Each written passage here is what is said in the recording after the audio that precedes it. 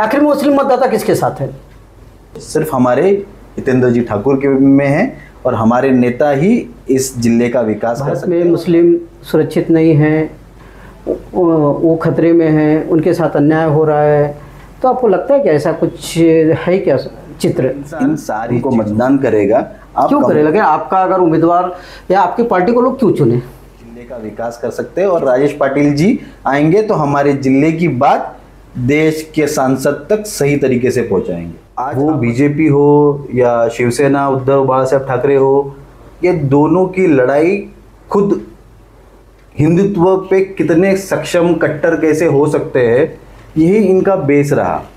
तो जब सब समाज को लेके चलने की ये कभी बात ही नहीं करते, तो आज इलेक्शन के वक्त पर हम हिंदुओं को, मुसलमानों को एक साथ लाने की बात कैसे हो सकती है? उस तरफ रहा है जहाँ पर डेवलपमेंट रही है, उनको ज़रूरत है उस डेवलपमेंट की।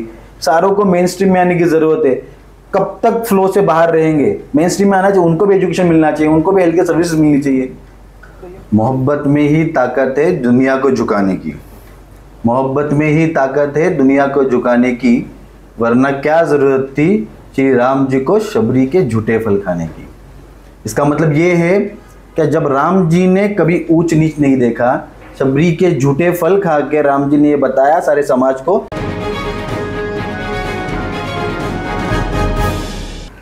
पालघर लोकसभा सीट पर 5वें चरण में हो रहे चुनाव को लेकर सभी पार्टी के उम्मीदवार जो हैं वो चुनावी मैदान में हैं और इस सीट पर जो है चुनावी संग्राम जो है अपनी चरम सीमा पर है और पार्टियों का आरोप प्रत्यारोप शुरू है। वहीं इस पार्टी पर बहुजन विकास आघाड़ी, भाजपा, शिवसेना उद्धव बाला साहब ठाकरे के उम्मीदवारों में जो है कांटे की टक्कर देखने को मिल रही है। लेकिन इस सीट पर मुस्लिम मतदाता किसके साथ हैं? क्योंकि मुस्लिम मतदाताओं को लेकर सभी पार्टियों का अपना अपना दावा है और सभी पार्टियां जो है मुस्लिम मतदाताओं को मनाने के लिए जुटे हैं। वहीं इस वक्त जो है युवा नेता बहुजन विकास आघाड़ी के एक सफल बिजनेसमैन, समाज के प्रतिष्ठित व्यक्ति जो हैं अनिल शेख जी हमारे साथ हैं। हम उनसे ये जानने की कोशिश करते हैं कि आखिर में मुस्लिम मतदाता किसके साथ हैं। सबसे पहले अनिल जी हमारे साथ हैं, आपको नमस्कार। नमस्कार। देखा जाए तो पालघर लोकसभा सीट पर चुनाव हो रहा है और जो चुनावी संग्राम है वो अपनी चरम पर है और वहीं बहुत बड़े पैमाने पर मुस्लिम मतदाता भी हैं इस सीट पर और उन्हें लेकर शिवसेना उद्धव बाला साहब ठाकरे की जो शिवसेना के उद्धव बाला साहब ठाकरे हैं, कल उन्होंने कुछ मुस्लिम समाज के प्रतिष्ठित व्यक्तियों से मीटिंग की, चर्चा की और उनकी समस्याओं को सुना और उन्हें मनाने में जुटे हैं। उनका कहना है कि आप हमें मतदान कीजिए, जबकि बहुजन विकास आघाड़ी के जो मतदाता हैं वो भी मुस्लिम हैं और बहुजन विकास आघाड़ी दावा करती है कि मुस्लिम मतदाता हमारे पारंपरिक वोट हैं और वो हमारे साथ हैं। तो क्या कहेंगे, आखिर में मुस्लिम मतदाता किसके साथ है? आपने आज लोकसभा का विषय लेके ये जो सवाल उठाया है कि मुस्लिम मतदाता किसके साथ में है।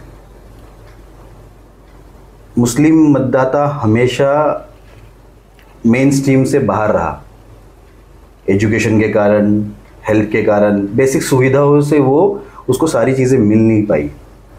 आज अगर देश की राजनीति देखी जाएगी, देश के हालात देखे जाएंगे तो वो भी हमारे पालघर ज़िले से कुछ अलग नहीं है। पर पालघर ज़िला में लास्ट 30 सालों में हितेंद्र जी ठाकुर ने सारे समाज को एक साथ लेके चलने का जो इरादा बनाया, जो वादा बनाया, उसी के कारण आज पालघर ज़िले के अंदर, वसई विरार से लेके पूरे पालघर ज़िले के अंदर जो डेवलपमेंट, जो एजुकेशन स्टैंडर्ड, जो हेल्थ केयर सर्विसेज या जितनी भी सारे समाजों को साथ में लेके चलने की ज़रूरतें पड़ती है, वो सारी चीज़ें हितेंद्र जी ठाकुर ने ही की है। और मुझे ऐसा लगता है क्या जो दो पार्टियां आज आपस में लड़ रही है, वो बीजेपी हो या शिवसेना उद्धव बाला साहब ठाकरे हो, ये दोनों की लड़ाई खुद हिंदुत्व पे कितने सक्षम कट्टर कैसे हो सकते हैं, यही इनका बेस रहा। तो जब सब समाज को लेके चलने की ये कभी बात ही नहीं करते, तो आज इलेक्शन के वक्त पर हम हिंदुओं को, मुसलमानों को एक साथ लाने की बात कैसे हो सकती है? जिनका बेस ही हिंदुत्व है, वो सब समाजों को साथ में लेके चलने की बात कैसे कर सकते हैं?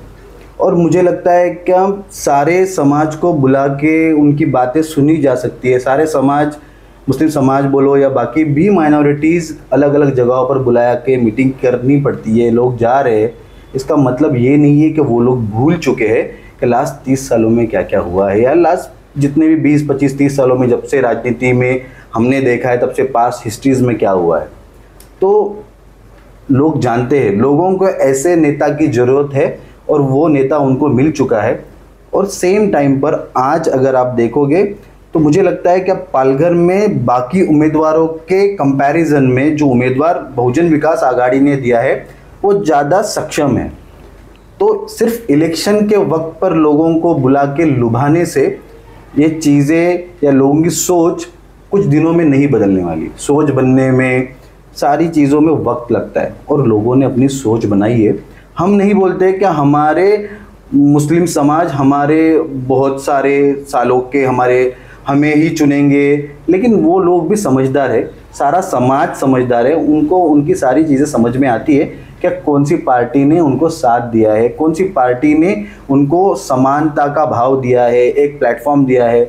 अगर आप वसई विरार में देखोगे तो हमारे पहले उपमहापौर सगीर जी डांगे बनाए गए, उसके बाद में स्टैंडिंग चेयरमैन अफीफ शेख बनाए गए, उसके बाद में कितने ना जाने कितने नगर सेवक मुस्लिम माइनॉरिटीज़ के हैं, कैथलिक है, बाकी सारे समाज के माइनॉरिटीज़ के भी लोग हैं।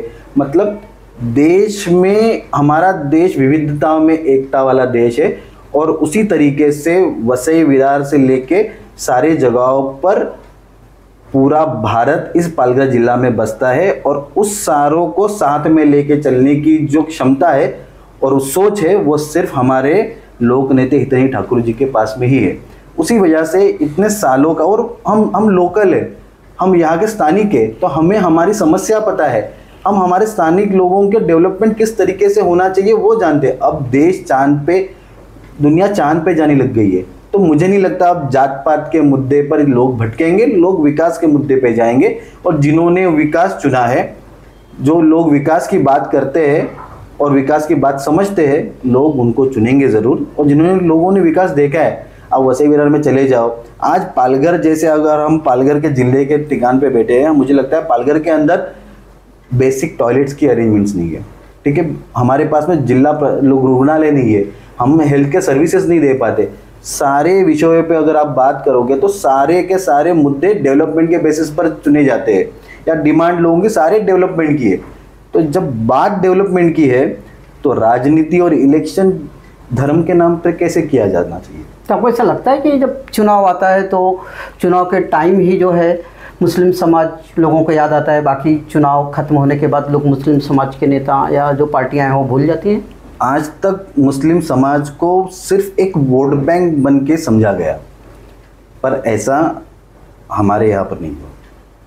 वसई विरार में ऐसा नहीं हुआ। पालघर जिला के हमारे जो नेता है हितैषी ठाकुर जी ने, उन्होंने कभी ऐसा नहीं समझा। वो वोट बैंक नहीं थे, वो उनका परिवार था जिनको सारों को साथ में लेके चलने की उन्होंने हिम्मत दिखाई, और सारे आज डेवलप्ड हो रहे। इसीलिए तो मैंने कहा आपको कि पूरा भारत देश हमारे यहाँ पर बसता है, और उस सोच को लेके चलने की क्षमता किसी में होनी चाहिए, तो वो क्षमता सिर्फ हमारे नेता में है।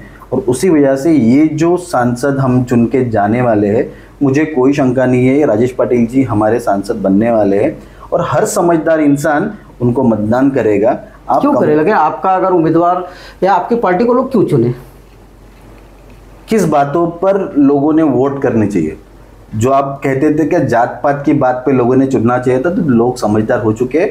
वो पुरानी बातें थी कि जात देख के लोग मतदान करते थे, और आज यहाँ पर आदिवासी बहुल जिला होने के बाद में राजेश पाटिल जी भी एक आदिवासी होने के साथ इतने प्रगत है।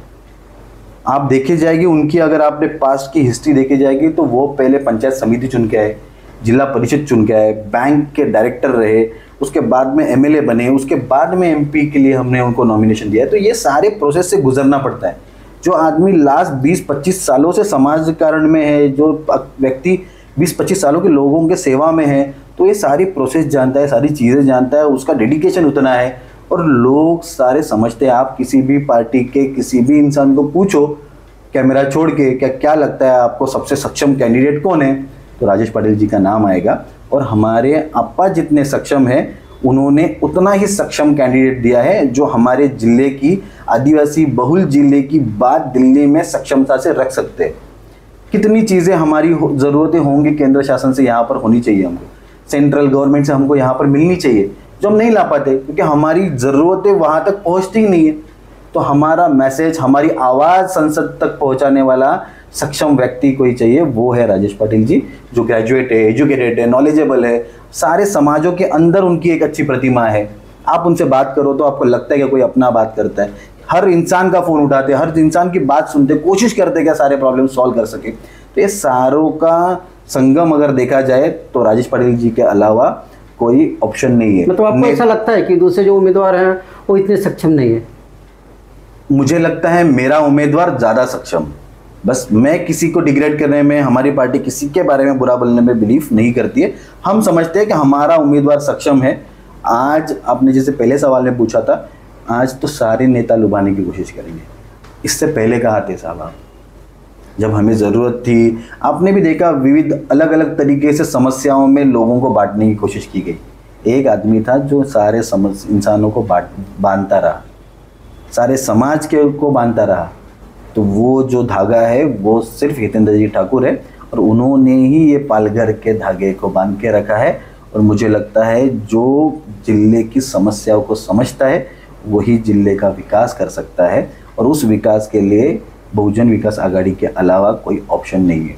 और ये सारे समझदार लोग जानते हैं, और मुझे लगता है मुस्लिम समाज भी समझदार है, वो भी उसी दिशा में जाएगा और ज़रूर जाएगा।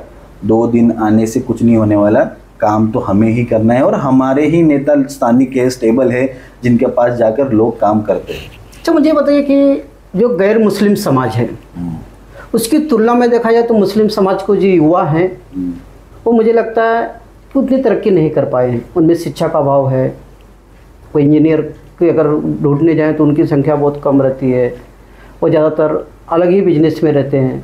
तो इसके लिए आप किसको जवाबदार मानते हैं? ये देखिए, ये सारी चीज़ों की शुरुआत एजुकेशन से ही होती है। तो जब लोगों को एजुकेशन मिलेगा तो चीज़ें लोग मेन स्ट्रीम में आ पाएंगे। बाबा साहेब अम्बेडकर ने भी जो कहा, शिका, एजुकेट हो जाओ, संगठित एक साथ आओ और संघर्ष करो।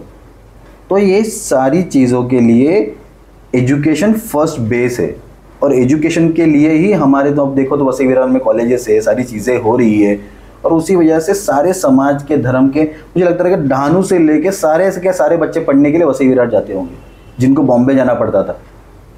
तो ये सारी समस्याओं का जड़ जो है वो एजुकेशन है। एजुकेशन होने के बाद में ही आदमी का डेवलपमेंट होता है, वो उस बारे में सोच पाता है कि मुझे आगे क्या करना चाहिए। किसको जवाबदार है? अगर मुस्लिम समाज एजुकेशन नहीं मिल रहा है तो आप इसके लिए किसकी जवाबदार माने, किसको माने? कौन सी राजनीतिक पार्टियों का जवाबदार मानते हैं या किसी और को?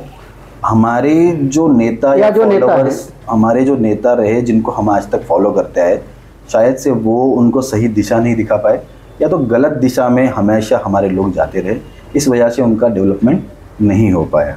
ठीक है, नहीं हो पाया, लेकिन हुआ ही नहीं ऐसा नहीं कहेंगे हम। आज लोग समझदार हो रहे हैं, लोग एजुकेटेड हो रहे हैं, और मुझे लगता है सारे समाज डेवलप्ड होंगे। और वो पालघर जिला में जब तक नेतृत्व हितेंद्र जी ठाकुर का है तब तक ये समाज इसी तरीके से पालघर जिला का डेवलपमेंट करता रहेगा।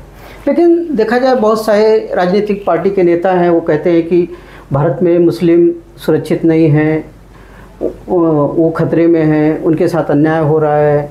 तो आपको लगता है कि ऐसा कुछ है क्या चित्र? इन सारी चीज़ों का प्रभाव अगर पालघर जिला पे नहीं पड़ता, उसकी वजह बहुजन विकास आघाड़ी है। तो आपको लगता है ऐसा कुछ? ऐसा ही है। आप पालघर जिला छोड़ के बाहर जाके देखो, आपको इसका एहसास ज़रूर होगा। पालघर जिला में ऐसा एहसास नहीं है। अच्छा, पालघर लोकसभा सीट में आपकी लड़ाई किससे सीधी, किसके साथ, किस उम्मीदवार के साथ टक्कर है सीधा? हमारी लड़ाई किसी उम्मीदवार के साथ में नहीं है। हमारी लड़ाई पालघर के समस्याओं के साथ में है। हमारी लड़ाई पालघर की जनता के लिए है, उनकी छोटी छोटी ज़रूरतों के लिए लड़ाई है। हमारी लड़ाई है हमारी जिले की आवाज़ संसद तक सही इंसान के तो सही जगह पे पहुंचाई जाए, ये हमारी लड़ाई है।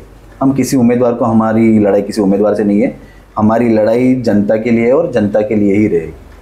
भी हमने देखा कि देखा जाए तो बाकी पार्टियां जो है समस्याओं की बात करती हैं, विकास की बात करती हैं, तमाम बातें करती हैं, लेकिन जब चुनावी सभा में आते हैं तो उनके मुद्दे बदल जाते हैं, फिर वो धर्म जात आधार पे आ जाते हैं और सारे विकास के मुद्दे अलग हो जाते हैं। ऐसा क्या कारण है कि वो स्टेज चुनावी सभा के बाहर अलग बातें करते हैं, सभा में आने के बाद उनकी बातें अलग हो जाती हैं?